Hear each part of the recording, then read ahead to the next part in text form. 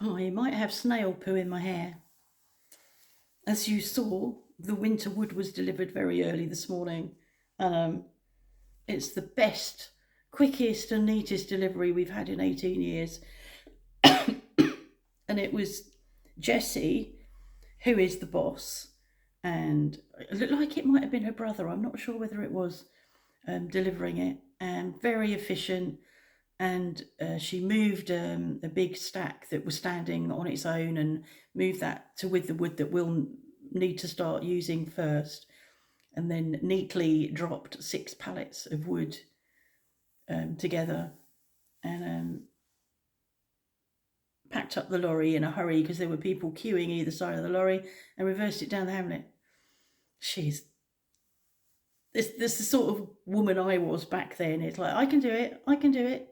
And she just reversed it down the hamlet. And there's a lot of men that come up here and moan because they can't turn around, and I'll have to reverse down. I had somebody ring me once from the beginning of the hamlet saying, I can't come up because I won't be able to get back down. I'm thinking, you're the driver, it's your job, not mine.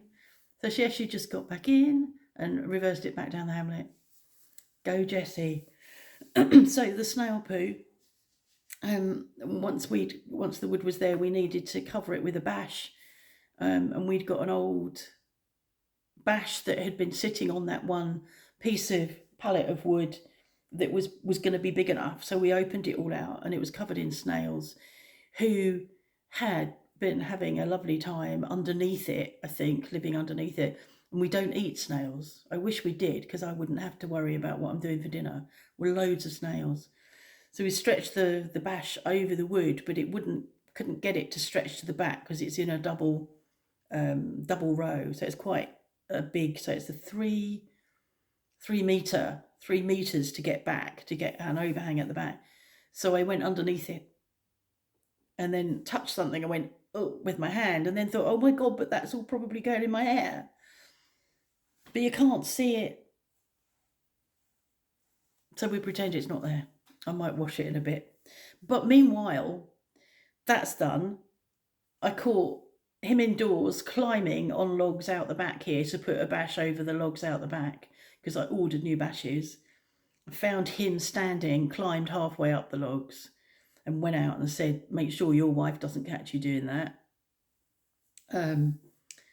And then I am cleaning out the larder because I have taken my eye off the ball.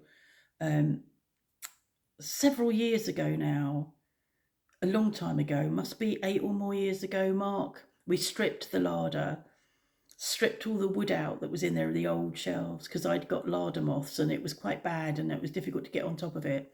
And larder moths are horrible.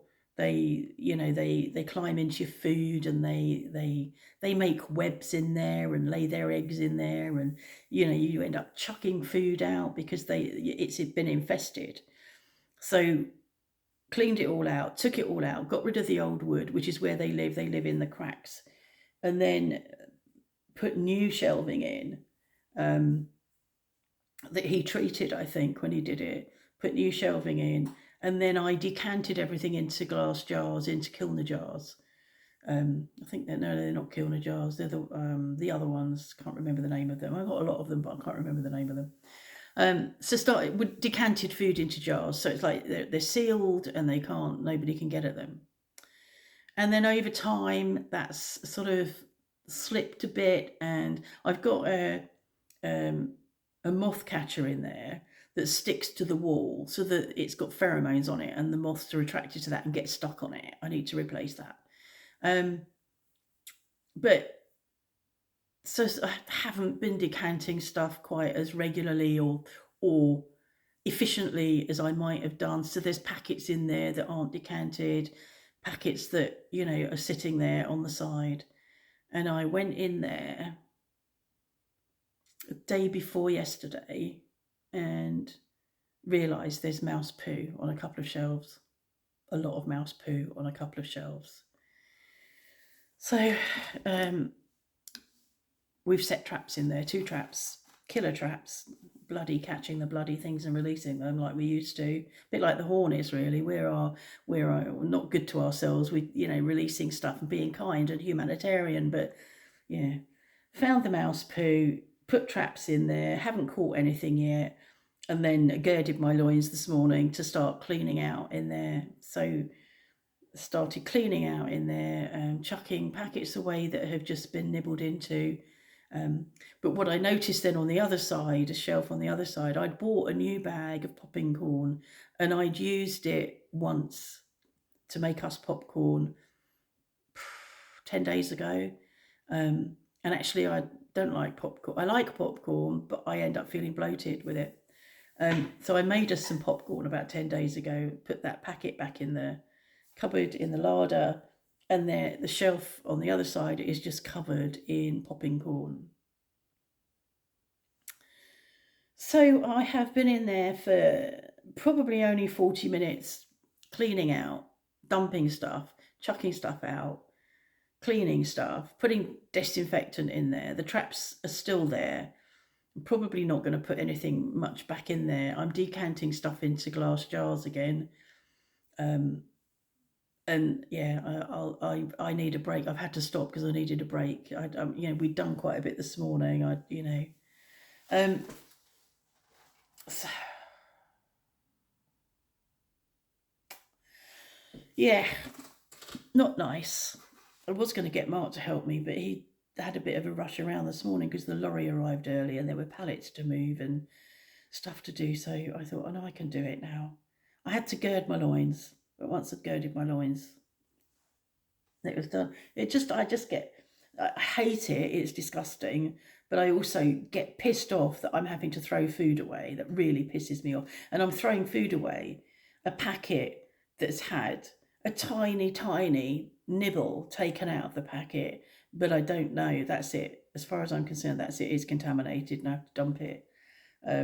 So yeah, it's really, really frustrating, and I need to get my stuff all decanted into jars and pay attention. I mean, it has been years since I gradually have tailed off with the decanting, so it's not. What am I trying to say? It's not something that's going to come back again in within a year, but yeah, I just need to keep my eye on the ball, decant stuff, and just be careful. Oh, it's disgusting. And that is the problem, and I blame Jazz and say to her, you're bringing a fucking mice in. Because she does that. She brings stuff in to eat it or release it and chase it. And but we've got behind the toilet in the downstairs toilet, there's a big hole where it goes down into the ground. So mice can come up through there. Or there's a big hole where we had the washing machine plumbed in into that laundry room. There's a big open area that mice can come in. So we're not a mouse. This is all done up here. We did all of that, but there's still areas that can get mice coming in. And, we live in the countryside. So we sat for his appointment with the anaesthetist the other week, not this one, a couple of weeks back, days back, but before, for his colonoscopy. We sat there and there was a lizard wandering through the surgery because, you just live next to the countryside. So there's lots of wildlife. Right, I've got to do an online shop now because I've run out of food. I'm going to have to come up with something for dinner and I don't know what, so I need to do some shopping. But I'm going to have a cup of coffee, do some online shopping, make some dinner, and I might go back to sorting the larder out later, but at the moment I can't face it. But it's got disinfectant down and it's clean. We just need to catch the mice now. The mice, I don't know how it is, 2 traps down. Okay. See you later.